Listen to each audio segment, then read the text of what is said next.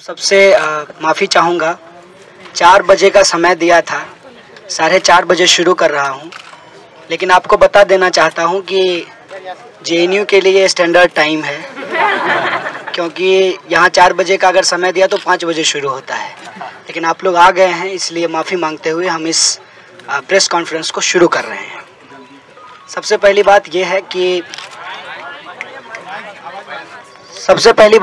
कि आपके चैनल के माध्यम से, इस संवाददाता सम्मेलन के माध्यम से मैं पूरे देश को, पूरे दुनिया को, जो लोग जेएनयू के इस आंदोलन में शरीक हुए हैं, दरअसल वो शिक्षा के निजीकरण के खिलाफ खड़े हुए हैं, दरअसल वो समानता, भाईचारा, लोकतंत्र के पक्ष में खड़े हुए हैं, वो रोहित वेमुला के न्याय के लिए खड़े हुए हैं, वो यूनिवर्सिटी की ऑटोनॉमी को बचाने के लिए खड़े हुए हैं, और इस देश में, दुनिया में समाज को बदलने की जो प्राथमिक जिम्मेवारी नौजवानों के कंधों पे होती है, अपने भविष्य को सुरक्षित करने के लिए खड़े हुए हैं। तो आप तमाम पत्रकार बंधुओं को, सिविल सोसाइटी के मेंबरों को, छात्रों को, नौजवानों को, किसानों को, मजदूरों को, वो सारे इंटेलेक्चुअल पूरी दुनिया के, देश के जो समर्थन में आए हैं, कलाकार, कार्टूनिस्ट, गीतकार, संगीतकार, फिल्मकार, उन सबको, इस देश की मेहनतकश जनता को, न्याय पसंद, प्रगति पसंद, लोकतंत्र को मजबूत करने वाले तमाम लोगों को बहुत बहुत धन्यवाद देना चाहता हूं, बहुत बहुत शुक्रिया कहना चाहता हूं।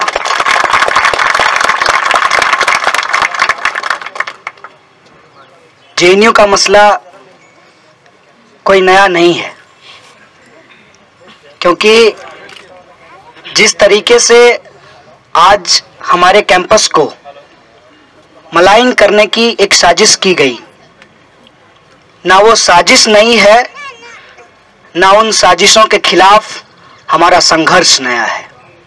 जब जब इस देश के अंदर लोकतांत्रिक आवाज को सत्ता अपने तंत्रों से दबाने की कोशिश करती है, जेएनयू उठ खड़ा होता है और बताता है कि JNU think today, society think tomorrow. और आज एक बार फिर से जेएनयू इसको एस्टेब्लिश किया है। जो हिटलर की चाल चलेगा, तो जो जेएनयू के स्टूडेंट हैं, चाहे उनका पॉलिटिकल आइडियोलॉजी कुछ भी हो या फिर वो पॉलिटिकल हो, जो यहाँ के कर्मचारी हैं, जो यहाँ के छोटे दुकानदार हैं, दुकानों में काम करने वाले मजदूर हैं, जिनकी मेहनत से यह यूनिवर्सिटी चलता है, और जिनके ज्ञान से, मार्गदर्शन से हम लोग अपनी शिक्षा को ले पाते हैं, इस कैंपस के शिक्षकों को, जुनूटा को बहुत बहुत धन्यवाद देना चाहता हूँ। इस प्रेस कॉन्फ्रेंस को बुलाने का एकमात्र वजह है, वजह यह है कि मीडिया लोकतंत्र का 4th पिलर है, और जेएनयू लोकतंत्र के लिए खड़ा होने वाला एक ऐतिहासिक संस्थान है, जो वर्तमान में लड़ रहा है भविष्य को सुरक्षित करने के लिए। इस प्रेस कॉन्फ्रेंस के माध्यम से हम पूरे देश के लोगों को बताना चाहते हैं कि आप जो टैक्स देते हैं, उस टैक्स की सब्सिडी से जो हम लोग यहाँ पढ़ते हैं, हम आपको इंश्योर करना चाहते हैं कि जेएनयू के लोग, जेएनयू में पढ़ने वाला विद्यार्थी कभी देशद्रोही नहीं हो सकता। इस बात के लिए आप आश्वस्त हो जाएंगे। कुछ काले बादल हैं, लेकिन मैं बताना चाहता हूं अपने देशवासियों को, काले बादल के बाद बड़ी घनघोर वर्षा होती है, और जब वर्षा होती है तो सूखा मिटता है, तभी धरती जो है वो सोना उगलती है, लोगों का पेट भरता है। यह काले बादल हैं, ये छटेंगे, और जो आप सब लोग यहाँ आए हैं, उनके माध्यम से मैं पूरे देश की जनता को कहना चाहता हूं कि 22 दिन में जेल में, ये मेरा व्यक्तिगत बात है, मैं शेयर करना चाहता हूं, मेरे अंदर जो सबसे मजबूत आशावादी चीज आया वो यही था कि ये काले बादल लाख कोशिश कर लें, ये लाल सूरज को छुपा नहीं पा रहे हैं जो नीला आकाश में निकला है। यह जो नीला आकाश में लाल सूरज निकला है, इसको काले बादल छुपा नहीं पाएंगे। और ये बादल हम लोग इसको दूर भगाएंगे। बरसात होगी खुशहाली की, और लोगों के लिए हमारे संविधान की जो प्रस्तावना है, उसके जो एक एक शब्द हैं, जो दुनिया का एक बेहतरीन दस्तावेज है, उसको सचमुच का जमीन पे उतारना है। और जो लोग संविधान की बात बोलकर संविधान के साथ खिलवाड़ करते हैं, उनकी साजिश को नाकाम करना है। हमारा संविधान कहता है समानता, भाईचारा, लोकतंत्र, धर्मनिरपेक्षता, समाजवाद। और हम समाजवाद जब कहते हैं तो वो कहीं से भी जो जवान सीमा पे लड़ रहा है, अपनी जान दे रहा है, जो शहादत दे रहा है, उसकी शहादत, और जो किसान खेतों में आत्महत्या कर रहा है उसकी शहादत, और हैदराबाद सेंट्रल यूनिवर्सिटी में साथी रोहित वेमुला की शहादत बेकार नहीं जाएगी। यह शहादत देश को बचाने की शहादत है। और तुम जो बांटने की साजिश कर रहे हो, इस देश के किसानों को, किसान के बेटे को, किसान की बेटियों को, और उसका वो बेटा जो सीमा पे लड़ रहा है, उसको तुम ये बांट नहीं पाओगे, क्योंकि देशभक्ति और राजद्रोह में फर्क होता है। देशद्रोह और राजद्रोह में फर्क होता है। अंग्रेजों ने सेडिशन का कानून बनाया इस देश के अंदर न्याय पसंद लोगों को दबाने के लिए। अंग्रेजों के चेले चपाटे, मैं किसी विचारधारा का नाम नहीं ले रहा, भगत सिंह ने कहा था गोरे चले जाएंगे, काले रूल करेंगे। तो ये चेले चपाटे जो उस राजद्रोह का, सेडिशन का इस्तेमाल कर रहे हैं, संविधान के पक्ष में खड़ा होने वाले लोगों के खिलाफ, लोगों की समानता, न्याय, लोकतांत्रिक अधिकार, बराबरी और धर्मनिरपेक्षता, समाजवाद के लिए लड़ने वाले लोगों के खिलाफ उनको संवैधानिक तरीके से ही जवाब दिया जाएगा। इस देश के संविधान न्यायिक प्रक्रिया पे JNU-SU का, Jawaharlal Nehru university students union का पूरा भरोसा है। जो घटना 9 तारीख को घटी, हम उसका कड़े शब्दों में निंदा करते हैं। वो राजद्रोह है कि नहीं है, यह अदालत तय करेगी। केस के मेरिट पे हम लोग कुछ नहीं बोलेंगे, क्योंकि अदालत पे हमको पूरा भरोसा है, संविधान पे हमको भरोसा है। लाख कोशिशों के बावजूद ये उसके फैब्रिकेटेड नहीं कर पाए हैं, क्योंकि संविधान वीडियो नहीं है जिसको आप डॉक्टर कर देंगे।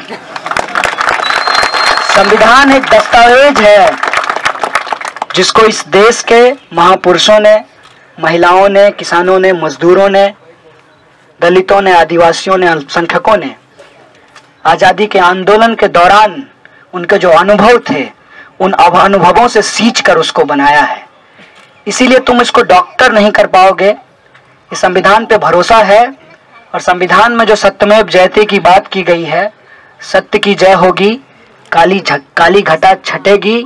और JNU जो आपके सब्सिडी के पैसों से चलता है, वो आपका सब्सिडी का पैसा बिल्कुल सही जगह पे खर्च हो रहा है। बाकी गलत जगह जो आपके सब्सिडी का पैसा खर्च हो रहा है, बंगलों पे, गाड़ियों पे, हवाई यात्राओं पे, उसको लेकर के आप सवाल उठाइए कि ये सब्सिडी के पैसे से और JNU खुलना चाहिए। क्योंकि वहाँ रेमो जो एक दलित परिवार से आता है, कन्हैया जो जिसकी माँ 3000 रुपया कमाती है, और हमारे बाकी साथी उमर, अनिर्वाण, आशुतोष, अनंत, ये सब लोग जो बेहद कमजोर बैकग्राउंड से आते हैं, वो PhD कर सके और देशभक्ति का मतलब देश के लोगों के लिए लड़ने की बात हो सके, उस लड़ाई को आगे बढ़ा सके। इसलिए आपका पैसा सही जगह खर्च हो रहा है। मसला यही है कि देश की सरकार है। ताज्जुब यह है कि एक पार्टी की सरकार बन गई है। एक पार्टी नहीं, एक दफ्तर की सरकार बनती जा रही है। उनको एहसास कराना है कि आप देश की सरकार हैं, देश के प्रधानमंत्री, देश के शिक्षा मंत्री हैं, और आपके दायित्व किसी ऑफिस से नहीं, संविधान और संसद से तय होगा, और वो जिम्मेवारी हम तय करेंगे। आपसे कोई व्यक्तिगत मतभेद नहीं है, वैचारिक मतभेद है, मनभेद नहीं है, मन की बात नहीं कर रहे हैं इसीलिए। और वो मतभेद रखने का अधिकार संविधान देता है, और संवैधानिक अधिकार के दायरे में जो चीजें हैं आप उनके साथ छेड़छाड़ नहीं कीजिए, और संवैधानिक दायरे के बाहर जो चीज है उसका समर्थन JNU-SU ना कभी किया है, ना JNU का कोई स्टूडेंट किया है, और मुझे पूरा भरोसा है कि ना करेगा। इसीलिए एक बात, एक चिंता जो मुझे है अपने कैंपस के एक एक स्टूडेंट को लेकर, एक एक कर्मचारी, एक एक प्रोफेसर को लेकर, कि कल को जब वो समाज में जाएंगे, एक दो चैनलों ने जिस तरीके से JNU को मलाइन किया, इतना भी जरूरी नहीं समझे कि राजद्रोह और देशद्रोह का फर्क कर पाते। इतना भी नहीं समझे आरोपी और आरोप सिद्ध का फर्क कर पाते। सीधे आतंकवादी कहना शुरू कर दिया। यह जो इमेज बनाई गई है, मैं आपके चैनल के माध्यम से पूरे देश की जनता को कहना चाहता हूं कि आपके ही बच्चे या आपके ही माँ बाप जैसे किसी माँ बाप के बच्चे हैं हम लोग, इसी देश के निवासी हैं, कोई आतंकवादी नहीं है। इसीलिए यह जो राजनीतिक साजिश है उसको आप लोग नाकाम कीजिए, और देश के सीमा पे लड़ने वाला, चाहे सैनिक हो या आत्महत्या करने वाला किसान हो, चाहे अपने अधिकारों के लिए मर मिटने वाला कोई विद्यार्थी हो, उनके हक की लड़ाई हम लोग लड़ते हैं। यही हमारा अपराध है। अगर आप इसको अपराध मानते हैं तब तो मैं नहीं करूंगा, लेकिन सरकार अगर इसको अपराध मानती है जो एक खास विचारधारा की है, तब तो ये बार बार करेंगे। और इस बात को लेकर के हमको कोई अफसोस नहीं है, हम कोई रिग्रेट नहीं कर रहे हैं। आपके माध्यम से हम देश की जनता को बताना चाहते हैं कि जिस तरीके से हमारे स्टूडेंट के साथ, हमारे साथियों के साथ मॉब लिंचिंग हो रहा है ट्रेन के अंदर, कुछ ऑटो वालों ने, ये उनका दोष नहीं है, व्हाट्सएप पे जिस तरीके से फैब्रिकेटेड वीडियो को चलाकर एक छवि खराब की गई कैंपस की, उसके चलते जो प्रताड़ना झेलनी पड़ रही है हमारे कैंपस की लड़कियों को, कुछ लोगों ने कॉन्डोम गणना अधिकारी नियुक्त कर दिया JNU में। इस तरह की बयानबाजी अपने बच्चों, अपनी बच्चियों, अपने देश के नागरिकों, नौजवानों, देश के भविष्यों के बारे में की गई है। आप इसका मतलब समझिए। देश बनता है देश के लोगों से। इस मीडिया के माध्यम से, इस प्रेस कॉन्फ्रेंस के माध्यम से मैं देश के लोगों को कहना चाहता हूं कि अपने आप में JNU इस देश की एक वास्तविक आवाज है, क्योंकि यहाँ सुदूर पूर्वोत्तर के राज्यों से लेकर गुजरात तक, कश्मीर से लेकर कन्याकुमारी तक, और न सिर्फ हिंदुस्तान के बल्कि दुनिया के 145 देश के स्टूडेंट पढ़ते हैं। इस समाज को बेहतर बनाने की कोशिश करते हैं, उसकी समझदारी को विकसित करते हैं, और यहाँ पढ़ने लिखने के बाद बाहर जाकर वो कंट्रीब्यूट करते हैं। 4,500 डिप्लोमेट में से, ब्यूरोक्रेट में से 2,500 JNU का स्टूडेंट रहा हुआ है। ये कंट्रीब्यूशन है तमाम फील्ड में, चाहे वो सोशल साइंस हो, लिटरेचर हो, आर्ट हो, कल्चर हो, JNU का एक कंट्रीब्यूशन है। साथ ही साथ सोसाइटी को ट्रांसफॉर्म करने की, डेमोक्रेसी को स्ट्रांग करने की, डेमोक्रेटिक स्पेस को बढ़ाने की जो मुहिम है, जो लड़ाई है, सामाजिक न्याय के सपनों को सच करने की जो बात है, बाबा साहब के सपनों को जो सच करने की बात है, उन सपनों को लेकर चलने वाला यह विश्वविद्यालय है। इसकी छवि पर इस तरीके से हमले को आप लोग बर्दाश्त नहीं कीजिए। इस सरकार से सवाल पूछिए और उनसे कहिए कि सेडिशन जैसे काले कानून का इस्तेमाल इस देश के विद्यार्थियों का भविष्य बर्बाद करने के लिए ना किया जाए। इसका यह कतई मतलब नहीं है कि हम फ्रीडम ऑफ स्पीच के दायरे को नहीं समझते। हम समझते हैं और हम आज़ादी का मतलब भी समझते हैं। इसीलिए हमने कहा कि देश से आज़ादी नहीं, देश में आज़ादी चाहिए। से और में फर्क होता है। से का मतलब यह है कि आप देश की एकता और अखंडता को तोड़ना चाहते हैं। हम देश की एकता और अखंडता को और मजबूत करना चाहते हैं, क्योंकि हमको लगता है कि जब इस दुनिया में ग्लोबलाइजेशन का हमला है तब राष्ट्रवाद को बचाना बहुत मुश्किल है, क्योंकि भूमंडलीकरण राष्ट्रीय राज्य की अवधारणा को खत्म कर रहा है। ऐसे में अपनी पहचान को बचाना, अपनी संस्कृति को बचाना, ये एक बड़ी चुनौती है और इस चुनौती को हम बखूबी समझते हैं और उस देशभक्ति के पक्ष में खड़ा होते हैं। और जो ये बाइनरी बनाया जा रहा है उसके पीछे जो साजिश है कि जो जनता के बुनियादी सवाल हैं उससे उनका ध्यान भटकाया जाए, उसको लेकर के भी हम सचेत हैं। आपको भी हम मीडिया के माध्यम से सचेत करना चाहते हैं कि आप हमारे साथ इस मुहिम में जो जुड़े हैं और जुड़िए, क्योंकि इस देश को बचाने की लड़ाई है। जेएनयू को बचाना, इस देश को बचाना है, लोकतंत्र को बचाना है। आज़ादी की मांग अपने संवैधानिक अधिकारों की मांग है और संविधान का विरोध नहीं है, लोकतंत्र का विरोध नहीं है, देश का विरोध नहीं है। इतनी ही बात करके मैं आप तमाम लोगों को एक बार फिर से शुक्रिया अदा करते हुए मैं अपनी बात को ख़त्म करूँगा। बहुत बहुत शुक्रिया। एक दौरान आपको कुछ नसीहत दी है कि यहाँ पर आप कुछ टर्म्स एंड कंडीशन फॉलो करेंगे, क्या उस नसीहत को आप मानने को तैयार हैं या फिर जो टर्म्स एंड कंडीशन सेट की हैं? एक बात, मैं बोलने का बड़ा पक्षधर हूँ, क्योंकि बोल की लव आज़ाद है तेरे मैं मानता हूँ। लेकिन पिछले 22 दिनों में मैं कुछ इडियट सा बन गया हूँ। 3 इडियट देख रहा था मैं, तो उसमें एक बार कहता है अभिनेता, वो जो बच्चा पैदा होने वाला है, भाई तुम अंदर ही रहना, बाहर बहुत गड़बड़ है। तो पहली बात मैं आपको स्पष्ट कर दूं कि मैं नेता नहीं हूं, मैं एक विद्यार्थी हूं। और हमारे कैंपस के जो विद्यार्थी हैं उन्होंने अपना प्रतिनिधि मुझे चुना है। इससे ज़्यादा मैं अभी सोच नहीं रहा हूं। तो आपके सवाल का जवाब मैं दूंगा। हालांकि मामला सब जुडिस है, इस तरह के सवालों से ना आप मुझे सवाल करें ना मैं इसका जवाब दूं, क्योंकि ये अदालत की अवमानना होगी जो मैं करना नहीं चाहता। एक मिनट, तो आप राजनीति करेंगे, चुनाव लड़ेंगे, इस तरह के सवाल कृपया ना पूछे जाएं। दूसरा केस क्या जो मेरिट है उससे सवाल ना पूछा जाए।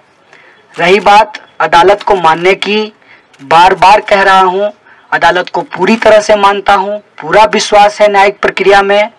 और जो निर्देश दिए गए हैं वो मेरा जीवन जीने का तरीका है। कोई आदमी बता दे कि वो किसी मुल्क में रहता है, वो उस मुल्क की खिलाफत की किसी भी कार्रवाई में कैसे शामिल हो सकता है? ये कोई निर्देश नहीं है, ये तो मेरा सपना है जिसको कोर्ट ने कहा है और मैं बिल्कुल उस सपने के साथ हूँ, उस दायित्व के साथ खड़ा हूँ।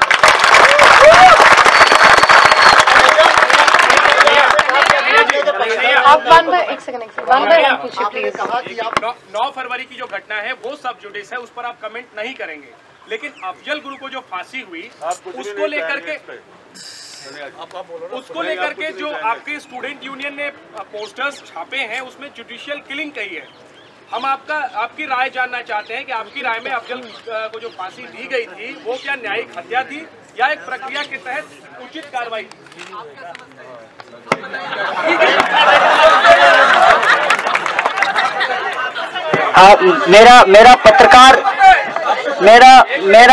मेरा पत्रकार बंधुओं से सवाल किया गया, कृपया आपकी जवाब दें। आपके पीछे कन्हैया की प्रेस कॉन्फ्रेंस है, कन्हैया को बोलने दीजिए।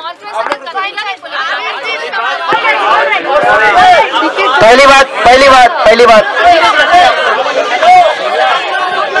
प्लीज, बोलने के साथ साथ सवाल पूछने की भी आजादी होनी चाहिए।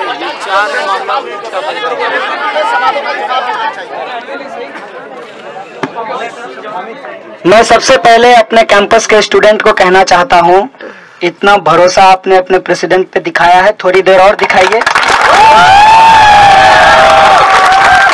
इनके साथ जो हमारे मीडिया के बंधु हैं, बहनें हैं, उनके साथ 1 to 1 में जाने की जरूरत नहीं है। आप लोग भी 1 to 1 में नहीं जाइए आपस में मीडिया के बंधुओं। निश्चित तौर पे जब बोलने की आजादी है तो पूछने की भी आजादी है। और पूरा भरोसा रखिए कि जब मैं कह रहा हूं कि मैं नेता नहीं हूं तो आपके सवालों से भागूंगा नहीं। विद्यार्थी हूं, सवाल पूछना काम है, आगे जाकर के टीचर बनना है, इसलिए सवाल का जवाब देना जिम्मेवारी है। सवाल है अफजल गुरु पे। मैं केस के मेरिट और मामला सब जुडिस है, इस पे कुछ नहीं बोलूंगा, लेकिन आप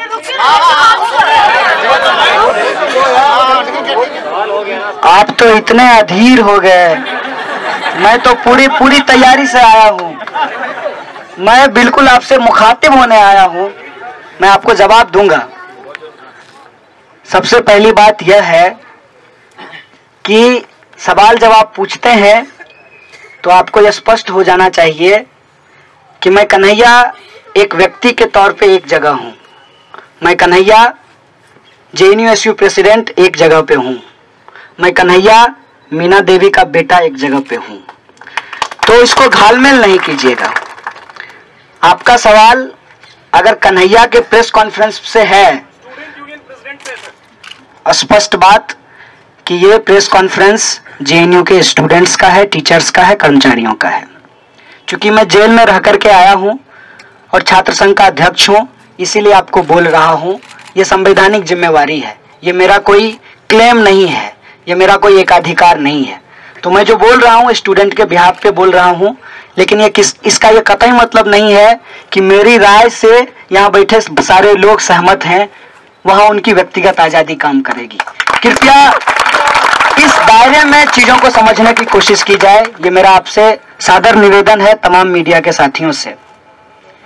JNU-SU प्रेसिडेंट के बतौर अगर आप कहते हैं कि अफजल गुरु आपके लिए कौन है, तो मैं कहता हूं कि अफजल गुरु भारत का, भारतीय संविधान के अनुसार इस देश का एक नागरिक था। अखंड भारत का हिस्सा जम्मू कश्मीर उसका एक निवासी था और उसको कानून ने सजा दी है। जो सजा दी है उस सजा के ऊपर बोलना, वही कानून इस देश की जनता को इजाजत देता है और जो लोग कर रहे हैं ये उनका संवैधानिक अधिकार है। मेरा व्यक्तिगत मत यह है कि मेरे लिए अफजल गुरु आइकन नहीं है, मेरे लिए आइकन आज के समय में रोहित वेमुला है। और हम कहते हैं कि घर घर में रोहित निकलेगा, तुम कितने रोहित मारोगे घर घर में रोहित निकलेगा, यही हमारा जवाब है।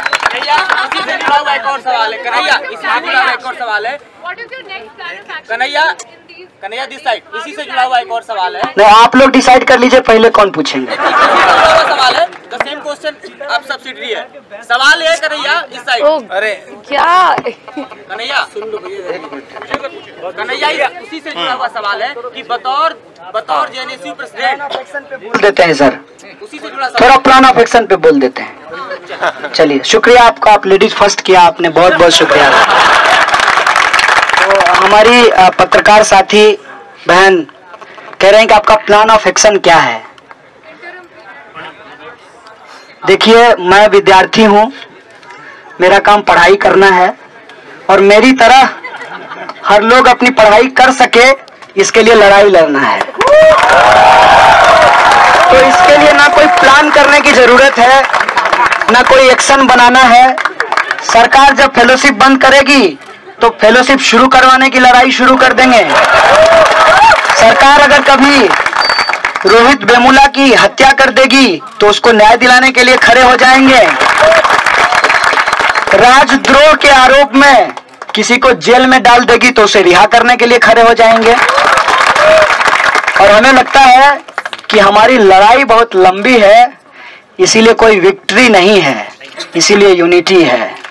हम कोई विक्ट्री मार्च नहीं कर रहे हैं, इसीलिए यूनिटी मार्च कर रहे हैं और आप तमाम मीडिया बंधुओं से यह अपील करना चाहता हूं और आपके माध्यम से देश के आम आवाम को अपने हक के लिए खड़े हो जाइए। अगर आपको भी आपका वेतन पूरा नहीं दे रहा आपकी चैनल का मालिक, आइए कंधा से कंधा मिलाते हैं, इस देश को बेहतर बनाने की लड़ाई लड़ते हैं।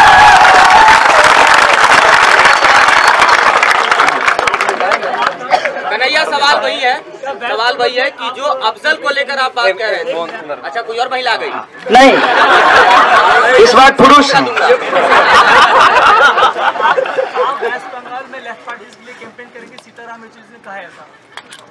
देखिए, मैं आपको जवाब दे चुका हूं, फिर भी आप सवाल पूछ रहे हैं, लेकिन आपकी आजादी है।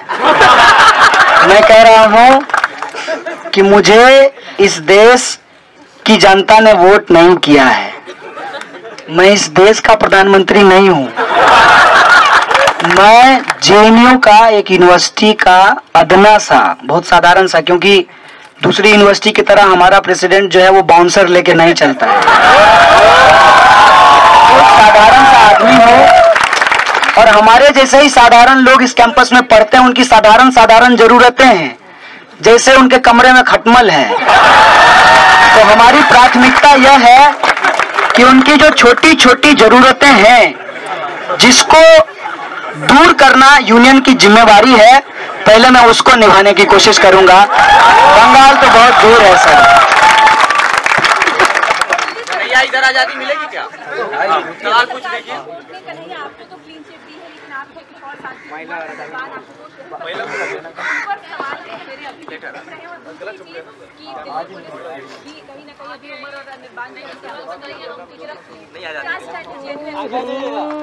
देखिए, सबसे पहली बात यह है कि मैं बार बार लोकतंत्र की बात कह रहा हूं, तो गैर लोकतांत्रिक कैसे हो जाऊं?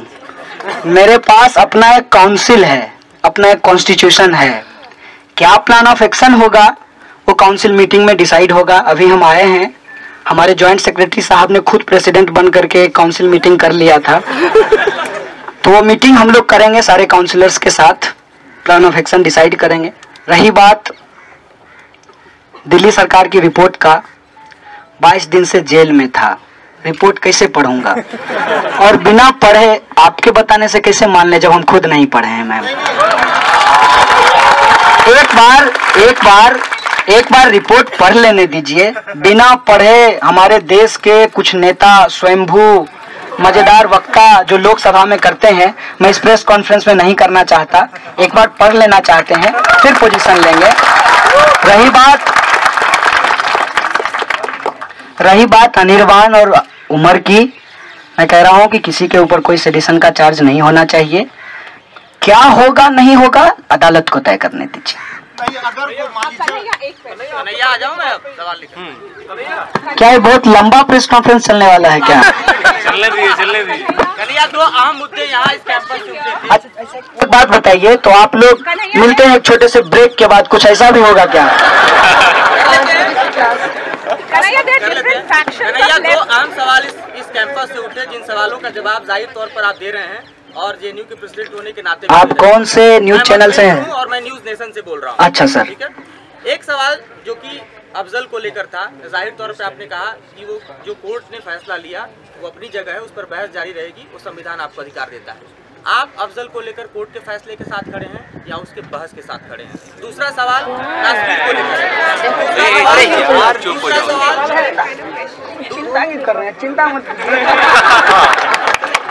दूसरा सवाल कश्मीर को लेकर है। जाहिर तौर पर पूरे देश में उस पर बहस होती है, होती रहेगी, इस कैंपस में भी होती है, होती रहेगी। क्या कश्मीर को भारत से अलग करने के लिए जो बहस होती है उसमें आप अलग करने के साथ हैं? अलग करने के साथ हैं या जो अखंड भारत आपने शब्द इस्तेमाल किया है ना, जो एबीवीपी वाले करते हैं, उसके साथ? अच्छा, पहली बात तो ये है, न्यूज नेशन इसलिए मैंने आपको पूछा क्योंकि बुरा मत मानिएगा, बहुत सारे न्यूज चैनल के मालिकों का मजीठिया आयोग पे अच्छा पोजीशन नहीं है। जो पत्रकारों को प्रॉपर वेतन देने की बात करता है, स्ट्रिंगर को, इलस्ट्रेटर को, कार्टूनिस्ट को सही वेतन देने की बात करता है, वो पत्रकारिता में रिफॉर्म की बात करता है। तो आपके चैनल का क्या पोजीशन है, मैं इस जानने के लिए सिर्फ पूछा था, अदरवाइज मत लीजिएगा। मैं सवाल दे रहा हूँ, सब जवाब दे रहा हूँ आपका। आपने कहा कि एबीवीपी का अखंड भारत, देखिए, हम पेटेंटबाजी के बहुत खिलाफ हैं। कोई अगर ये देशभक्ति पे, राष्ट्रवाद पे, अखंड भारत पे, बाबा साहेब पे पेटेंट लेना चाहता है, मुझे मंजूर नहीं है। और मुझे लगता है कि ये सवाल जो है, आप हमसे ज्यादा अगर खुद से पूछते तो जवाब ज्यादा आसानी से मिलता। मैं इस देश में किसी भी चीज को ब्लैक एंड व्हाइट में नहीं देखता हूं। कानून अगर कुछ कह रहा है, वो कानून के दायरे में है, और उसे दायरे में यह भी है कि उस निर्णय के खिलाफ लोग अपना पक्ष रख सकें। जेएनयू का पोजीशन यही है कि हम भारत के अंदर कश्मीर है और हम इसी पोजीशन को मानते हैं।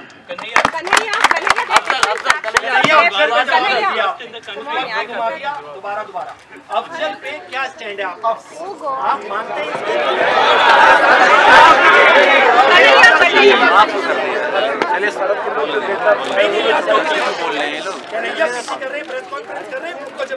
और ये बेचैनी होनी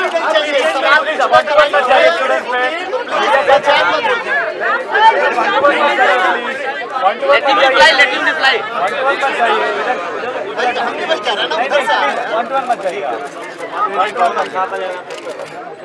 देखिए, मैंने अपने वक्तव्य में सारी बातें कह दी है, और मेरे ख्याल से उसके बाद कोई स्वाभाविक प्रश्न नहीं बनता है। फिर भी अगर आप लोग बना रहे हैं तो बना सकते हैं, आपकी आज़ादी है। और मैं आप लोगों को अलग से समय दे दूंगा, आप लोग ये सवाल कीजिएगा, मैं जवाब दूंगा। अभी यहाँ पे एक क्लास तय है नेशनलिज्म का, प्रोफेसर अपूर्वानंद का, वो क्लास होगा। और मेरा अपील है आप तमाम साथियों से कि आप सब लोग भी अटेंड कीजिएगा, ये मेरा आग्रह है। अगर आप लाइव कर सकें तो बहुत अच्छी बात होगी। एक बार फिर से आपको बहुत बहुत शुक्रिया। एक बात और